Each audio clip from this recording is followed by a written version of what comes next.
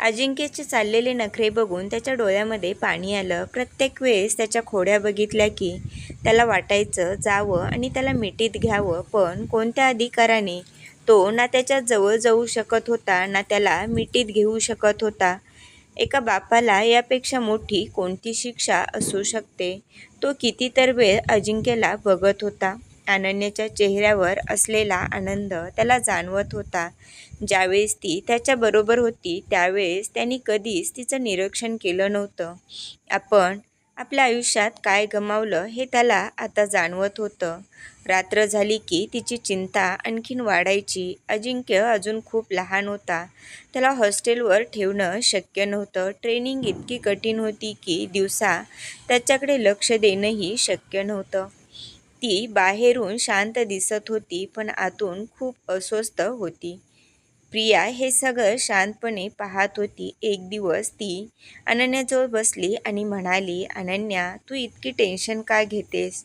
अनन्या हळू आवाजात म्हणाली, अजिंक्यला कुठे ठेवायचं हे समजत नाही, त्यामुळे त्याला माझ्याशिवाय राहायची सवय नाही. प्रिया लगेच हसली. अगं वेडी, मी आहे ना. अनन्या तिच्याकडे पाहत राहिली. प्रिया पुढे म्हणाली, माझं वर्क फ्रॉम होम आहे. दिवसभर मी अजिंक्यला सांभाळेन. आपण नाशिकमध्ये एक रूम घेऊ. तू निर्धास्तपणे ट्रेनिंग कर. अनन्याच्या चेहऱ्यावर हलकंसं स्मित आलं. माझ्या प्रत्येक प्रश्नाचं सोल्युशन तुझ्याकडं असतं.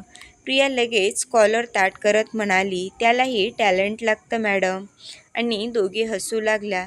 त्यानंतर त्यांनी ऑनलाईन रूम शोधायला सुरुवात केली. बराच शोध घेतल्यानंतर रुद्रनेच त्यांना एक चांगली रूम बुक करून दिली.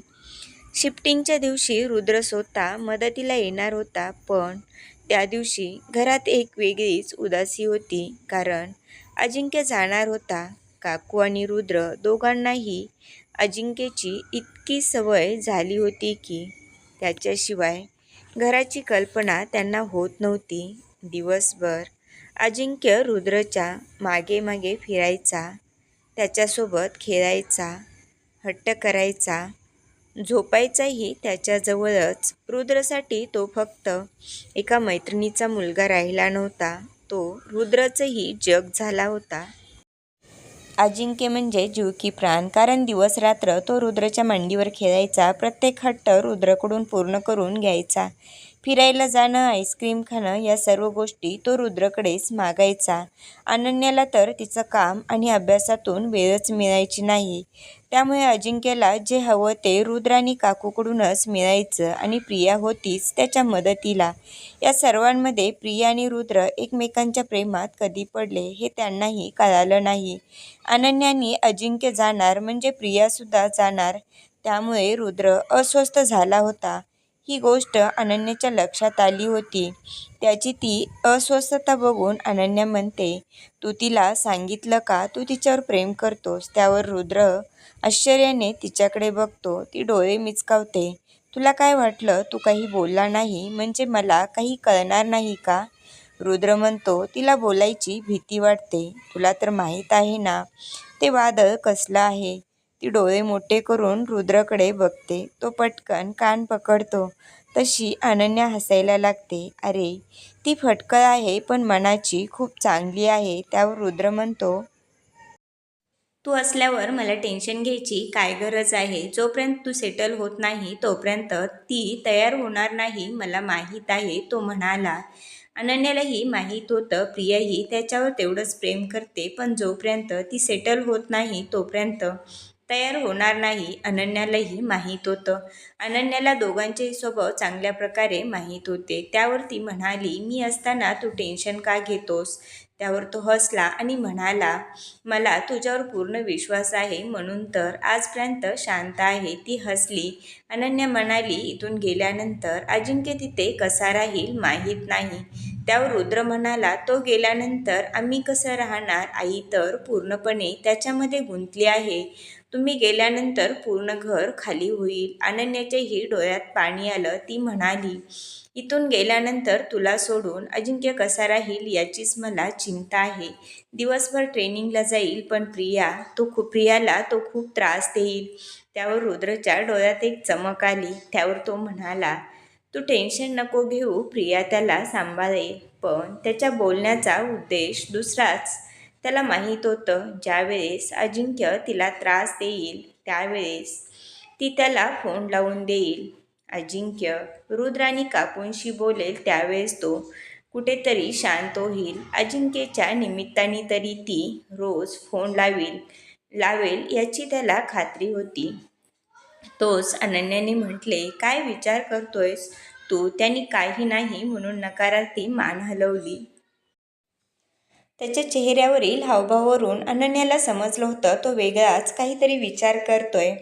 अजिंक्य त्याच्या आयुष्याचा एक भाग बनला होता. अजिंक्य गेल्यानंतर घर किती रिकामं वाटेल याचाच विचार करून रुद्र शांत झाला होता. त्यातच प्रियासुद्धा नाशिकला जाणार होती, म्हणजे घर पूर्ण ओस पडणार होतं. शेवटी रुद्र त्याच्या आईजवळ जाऊन लहान मुलासारखा म्हणाला, आई, आपणही नाशिकला शिफ्ट होऊया. काकूनी हसत त्याच्या डोक्यावर हात फिरवला. अरे, आपलं स्वतःचं घर सोडून कसं जाणार? रुद्र नाराज होत म्हणाला. पण हे 6 महिने कसं जाणार? त्याच्या आवाजातील आपुलकी स्पष्ट जाणवत होती. काकू प्रेमाने म्हणाल्या, अरे, त्या कायमच्या थोड्याच जात आहेत. 6 महिन्यांनी परत येणारच आहेत. रुद्र अजूनही उदासच होता. ते पाहून काकू म्हणाल्या, प्रत्येक सुट्टीला आपण नाशिकला फेऱ्या मारूया.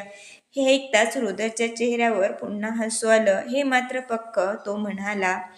अजिंक्य रुद्रच्या गळ्यात पडून बसला होता. मी जाणार नाही, तो हट्ट करत होता. अनन्या ते दृश्य पाहत होती आणि तिच्या डोळ्यात नकळत पाणी आलं.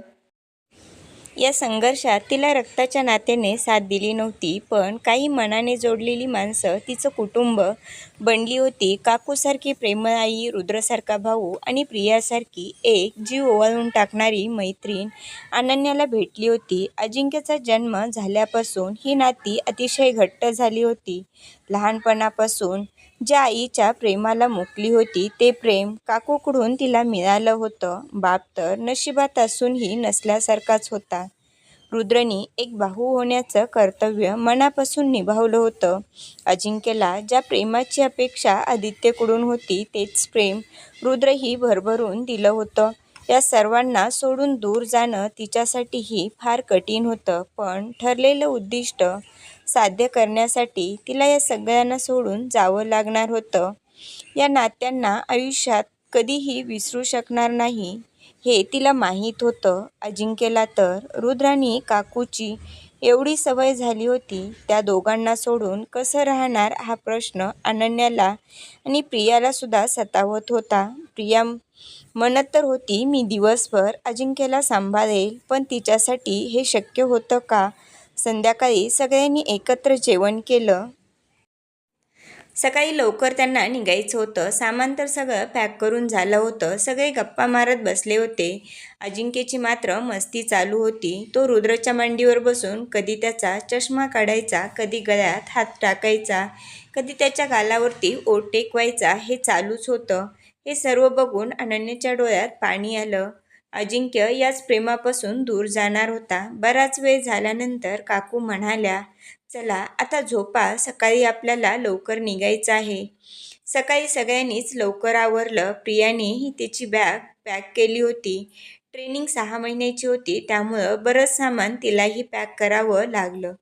परत लवकर येणं शक्य नव्हतं. सामान ट्रान्सफरला दिल्यामुळे ते सकाळी लवकर घेऊन गेले. बाकी सगळे गाडीने जाणार होते. सगळे तयार होऊन गाडीत बसले. रुद्र आणि प्रिया पुढच्या सीटवर होते.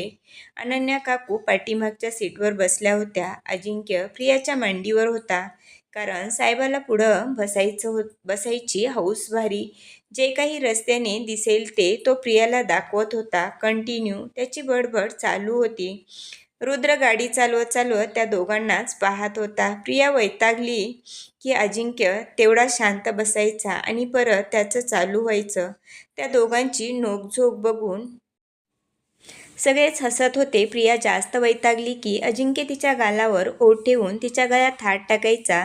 त्याला माहीत होतं त्याच्या या कृतीला ती लगेच विरघळते, त्यामुळे ती रुसली की तो लगेच तिला मनवण्याचं काम करायचा. हे सगळं बघून सगळेच हसत होते. काकू अनन्याला म्हणाल्या, आमचा दिवस कसा जाईल माहीत नाही आता.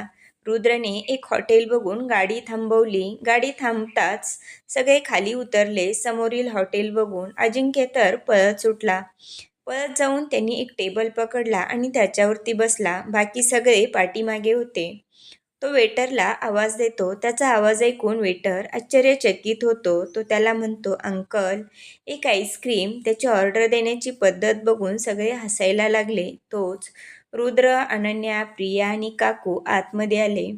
त्याला टेबलवर वेटरला बोलताना पाहिलं आणि अनन्याने डोक्याला हात लावला. रुद्र तिथे जाऊन बसत म्हणाला, काय म्हणतायत आमचे साहेब? त्यावर वेटर हसला आणि म्हणाला, आईस्क्रीमची ऑर्डर देत आहेत. तो त्या वेटरला म्हणतो, प्लीज अंकल, एक चॉकलेट आईस्क्रीम. त्यावर अनन्या डोक्याला हातच लावला.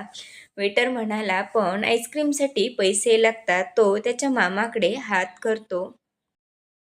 रुद्र हसायला लागतो. म्हणतो, तुला आईस्क्रीम देणार, पण पहिलं जेवण कर, नंतर तुला आईस्क्रीम. त्यावर अजिंक्य तोंड वाकडं करतो. त्याचे नखरे सगळ्यांनाच माहीत असतात. प्रिया म्हणते, तू जर जेवण नाही केलं तर तुझी आणि माझी आईस्क्रीम मीच खाईन. यावर तो म्हणतो, नो नो, माझी आईस्क्रीम मीच खाईन, मी जेवण करतो. रुद्र अनन्याला म्हणतो, दीदी, जे काही मागवायचं आहे ते मागवा. अनन्या प्रियाकडे इशारा करते. प्रिया लिस्ट बघते आणि सगळ्यांच्या आवडीचं जेवण मागवते. अजिंक्य शहाण्या बाळासारखा बसून जेवण करत होता. प्रियाच्या बाजूला बसून तिला भरवण्यासाठी हट्ट करत होता. प्रिया त्याला रुद्रकडे जाण्यासाठी खुणावत होती, पण नाही, साहेबाला तिच्याकडूनच खायचं होतं. रुद्र हसतो. तिला त्रास देत होता म्हणून ती त्याच्याकडे पाठवत होती. रुद्र म्हणाला, तुला जर आईस्क्रीम हवी असेल तर माझ्याकडे ये. तो पटकन रुद्रच्या बाजूला जाऊन बसला. अनन्या म्हणाली, रुद्र तू जेव, मी चारते त्याला. त्यावर रुद्र म्हणाला, नाही दीदी, मी भरवेल त्याला, उद्यापासून तुलाच ते काम करायचं आहे. तशी ती हसती नी ती होकारार्थी मान हलवते. रुद्रने त्याला भरवलं आणि त्याचबरोबर तो स्वतःही जेवत होता. जेवण झाल्यावर वेटर आईस्क्रीम घेऊन आला तसा अजिंक्य खुश झाला. त्यांनी पटपट आईस्क्रीम खायला सुरुवात केली. तसं सगळे हसायला लागले. त्याचं पूर्ण लक्ष प्रियाच्या आईस्क्रीमवर होतं, म्हणून त्याला स्वतःची पटकन संपवायची होती. हे नेहमीचं होतं. जेवण करून सगळे परत प्रवासाला निघाले. त्यांना तिथं पोहोचेपर्यंत संध्याकाळचे 5 वाजले होते. रूम आणि आजूबाजूचा एरिया बघून प्रिया आणि अनन्या खुश झाल्या. त्यांच्या चेहऱ्यावरील आनंद पाहून रुद्रही खुश झाला. दीदी, आवडलं का घर? त्यावर अनन्या म्हणाली, खूप छान आहे. माझा भाऊ छान आहे तर त्याची आवडही तशीच असणार, ती म्हणाली. त्यावर प्रियाने भुवया उंचावून त्याच्याकडे पाहिलं. तसं त्यांनी नसलेली कॉलर टाईट केली. तसे सगळे हसायला लागले. धन्यवाद. जर व्हिडिओ आवडला तर व्हिडिओला लाईक करा, सबस्क्राईब करा आणि बाजूचं बेल आयकॉन प्रेस करा, म्हणजे नवीन व्हिडिओ टाकलं की नोटिफिकेशन मिळेल.